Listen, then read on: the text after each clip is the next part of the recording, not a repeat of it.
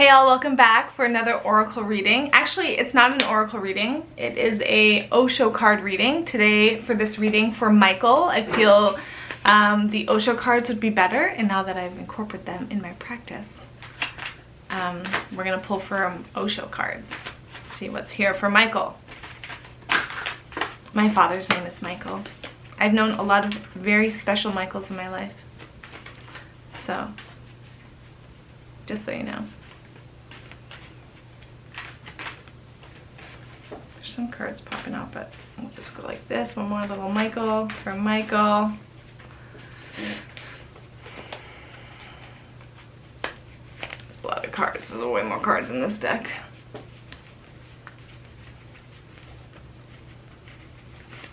Okay, this is your card.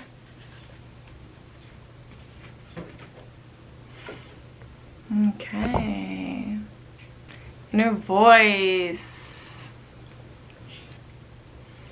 This is that, well, two things come up. So the word intuition is the first point. It's like that inner communication with yourself that is not here in your head, but comes more from here in the center of yourself. It comes more from the darkness, the depths of you, not from your mind. It comes from inside of you, kind of seemingly out of nowhere. It's often like very stable. It doesn't have any like high fluctuations to it, and no like, you know, crazy frequencies. It's just a very like steady sounding, stable kind of like inner knowing sound point. So it's that point of intuition. And so I don't know if it's something that you've been looking at or that you haven't yet developed. It seems like it's here for you. It's just like maybe there's still room to develop that, you know. I think that, you know, this could totally be my bias, but like this idea that men don't have that like intuition aspect within themselves, is silly, because we all do. Intuition to me is just instincts. It's that inner knowing. It's that gut feeling. I guess we do have words for the males of what intuition is, but it's just that like your like body's knowing of what's what and who you can trust and where you should go and what you should do. It's just like that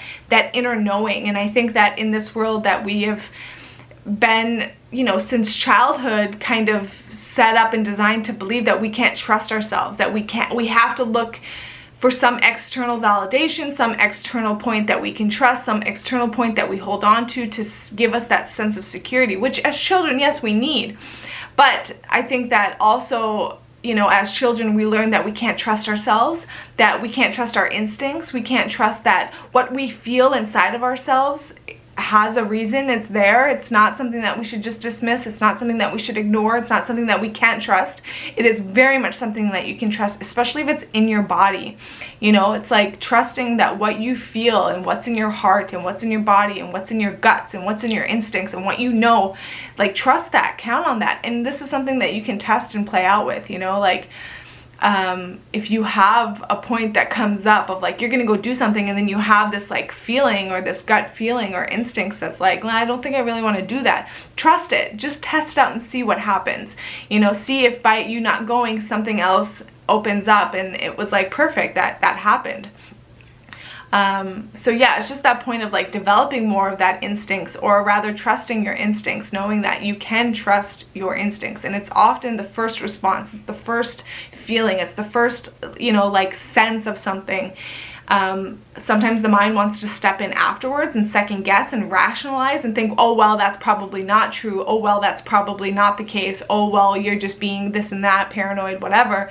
It's like, no, trust your body. Let your body lead the way. Let your instincts lead the way. You know, like we are animals first and foremost. Like we are beasts of this planet. You know, we exist, you know, as a physical body with physical functioning, just like the other animals on this planet. We're just more evolved species. And so it's like we have that instinct setting within us, you know, we have that instinctual radar within us that interacts with the earth. And so we know, like, we can pick up on very deep levels what's what and what's going on and who's who and who we can trust and where should we go and, you know, like what is specific for us. So it's that point of just like trusting yourself, you know, like trusting your body, like finding ways to connect with your body more. You know, I don't know if you do like some kind of exercise, martial arts, like taekwondo, some kind of like jiu-jitsu, you know, like, I don't know, like chi, working with the chi, you know, it's like connecting with the body and ensuring that you're, you know, like tuning into the body, because that's your source of communication. That's like your radar, that's like your radio, that's like giving and receiving signal. And so that's where, you know, that's the center of your communication. So that's cool. That's what this is. And in doing that, you do create this like harmony and this like perfection and this like, you know, this like wholeness to you, because it's like you're working with your body, and your body's like helping to guide you in your reality. And it's like there's this smooth flow happening, you know what I mean? Like there's this constant like giving and receiving, and there's just like this more ease and movement and flow to your life. So connect with the body, find ways to connect with the body, and start listening to yourself more, and listening to your intuition and your instincts, and trusting them, and don't second guess, don't doubt, you know. Yeah, and it's also like this here is showing like, so this is the person, and then in the body is actually this like greater self, which is like your body is actually you in the totality of you. So you're not just here in your head, you know, you exist in the totality of your body. And so it's like who you are as your awareness, as your understanding, as what you have in terms of the resources you have to function and exist and you know, move in this world, exist in the totality of your body, which exists in so many dimensions and so many levels, you know. So it's like tapping into the fullness of our body that has all this resource available to us, you know, and like really harnessing and working with all of that that's here. So it's like, don't rely so much on your thinking mind, because the thinking mind is limited because it is a tool of the physical body. It's not the totality of the physical body. So it's like tuning into the body, into the instincts, into what you're feeling in your body, you know what I mean? Ooh, this is a good one. Yeah, that's great. So yeah, just trusting the body, the totality of your body. Like really just look at this image. You know, it's like who you are is not just your head. It is the whole body. And in standing fully in your whole body, you create this like this unity, this wholeness, this completeness, this like, oh, it's like the fullness of who you are, the circle of life, but as one being, as one body. So take care of your body, be good to your body. How are you nurturing your body? How are you connecting to your body? Connect with your body, communicate with your body.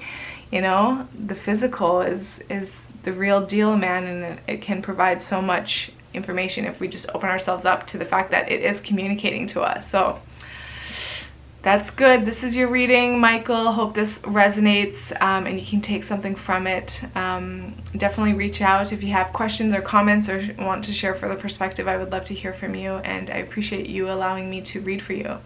So take care, Michael. Have fun. Bye.